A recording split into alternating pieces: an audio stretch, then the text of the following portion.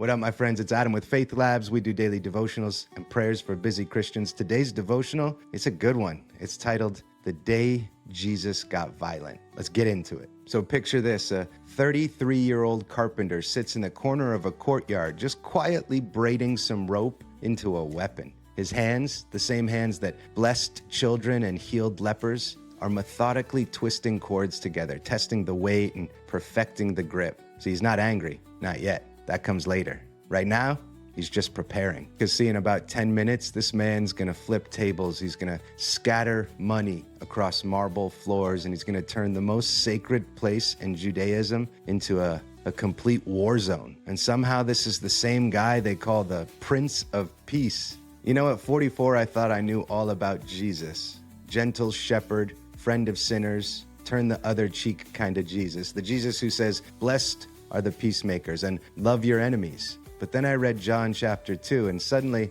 I'm staring at a version of Jesus that they definitely didn't teach me in my church bulletin boards. See, this is a Jesus with a weapon in his hand and a revolution in his eyes. You know that moment when you see someone that you thought was a mild-mannered person and they absolutely lose it on someone, even if that person deserved it? It's like watching your soft-spoken friend finally snap on the guy who's been pushing him around for months. There's this moment of recognition. Oh, you do have a breaking point. As I was reading about the temple cleansing, something clicked that I'd never noticed before.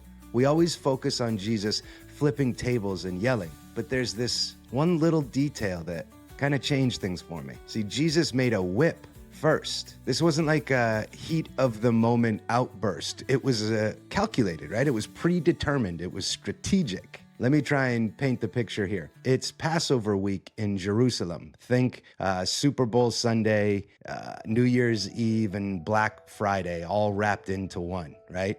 And the city population, it's exploded from over like 50,000 people to over 400,000 people. Pilgrims, they're everywhere, and they all need one thing: temple sacrifices. But here's the thing, you can't just bring an old sheep or old doves as a sacrifice. The temple, it's got quality standards, if you will. See, your animal has to be certified perfect, unblemished, approved by the priests. And surprise, surprise, the animals that you brought from your home, they never quite measure up. So what do you have to do? You got to buy temple-approved sacrifices at temple prices, which are absolutely ridiculous. Picture the airport gift shop, but for religious obligation. A dove that costs 50 cents in the market, 25 bucks in the temple courtyard. A lamb who's worth like $5, $60 inside those walls. But it gets worse. You can't pay with Roman coins because they don't have Caesar's face on them. So you have to exchange your money for temple currency. And the exchange rate, let's just say that these guys weren't doing anybody any favors. The priests weren't just enabling the system, they were running it, taking cuts. They were just getting rich off people's desperation to connect with God. Then Jesus walks into this scene and he sees exactly what's happening. People who've saved all year for this pilgrimage, they're getting financially destroyed, just steps away from the Holy of Holies. Poor families are having to decide between feeding their own children and buying the sacrifice required by law. Could you imagine that?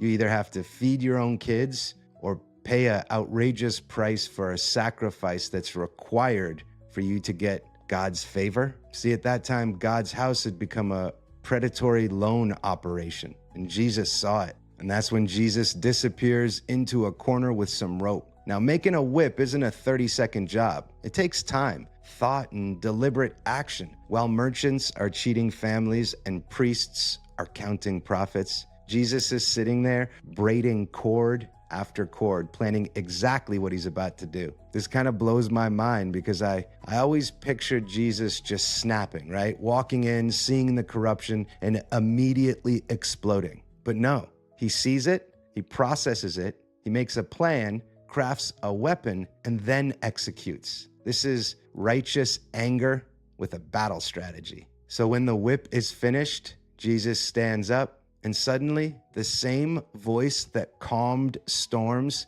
it starts roaring across the courtyard. Quote, "Get these things out of here. Stop making my Father's house a marketplace." End quote. And then chaos erupts. Jesus starts flipping tables. Money scatters everywhere. Roman denarii, temple shekels, foreign currency bouncing off stone floors like metallic rain. Merchants, they dive for their profits while doves just flutter free from smashed cages, and sheep and cattle stampede toward the exits as Jesus drives them out with that handmade whip. Their owners running behind them, shouting in Hebrew, Greek, and probably some choice words in Arabic as well.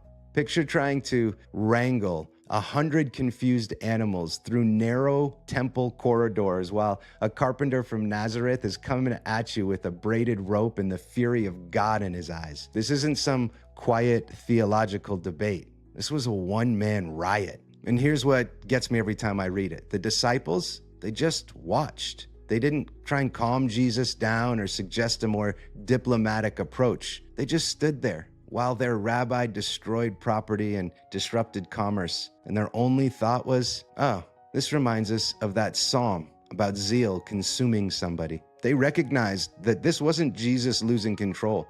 This was Jesus being exactly who he was supposed to be in that exact moment. But here's where the story can get a little bit dangerous for people like me who grew up thinking that anger was always a sin. See, Jesus didn't apologize afterward. He didn't say, sorry, I lost my temper there. When the religious leaders demanded to know what authority he just vandalized their operations with, he doubled down. Destroy this temple and I'll raise it in 3 days, end quote.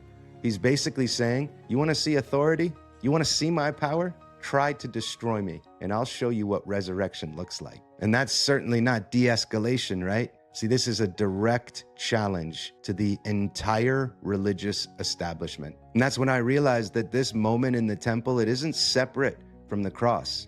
It's directly connected to it. John tells us that the religious leaders started plotting Jesus' death right after this incident. Jesus knew that confronting corruption was going to cost him everything. He made that whip knowing it was the beginning of the end for him, but he did it anyway. Because let's be honest, there are just some things that are worth flipping tables over. This whole thing kind of messed with everything I thought I knew about Jesus. I'd spent years trying to be nice, trying to keep peace, trying to avoid conflict at all costs. But this story is saying that there are moments when love looks like fury. I started thinking about my own life. How many times had I watched people get taken advantage of and said nothing because I didn't want to make waves? How many times have I seen systems personally that are designed to prey on the vulnerable and just kept my head down? Well, Jesus didn't keep his head down. He made a weapon and went to war against everything that separated people from God. And suddenly, I'm asking myself, what tables need flipping in my own life? What corrupt systems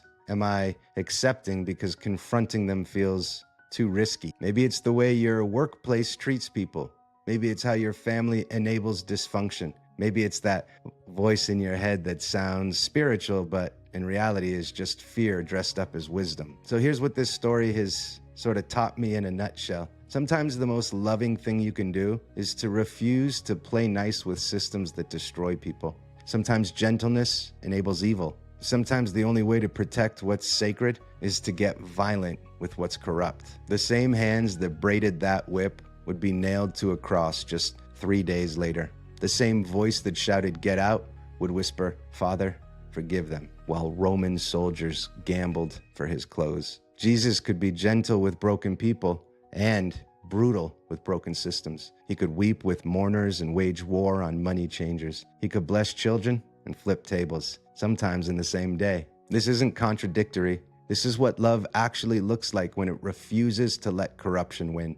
So here's what I want to know. Where in your life are you being too nice to things that deserve a whip? What sacred spaces are being turned into marketplaces while you sit quietly in the corner? Because if Jesus thought some things were precious enough to make weapons over, maybe it's time we stop apologizing for the tables that we need to flip. The Prince of Peace, he came to bring peace, but first, he came to destroy everything that makes peace impossible. So my friend, maybe it's time to braid some rope. Hey, once again, I'm Adam with Faith Labs. Thanks so much for hanging out for a few minutes. If you made it to the end of this video, I would love if you could comment, like, and share. Lets me know someone's watching these things. Really does mean a lot to me, and it helps it spread it on the algorithm. Can't wait to see you on tomorrow's devotional. And until then, as always, onward and God bless you.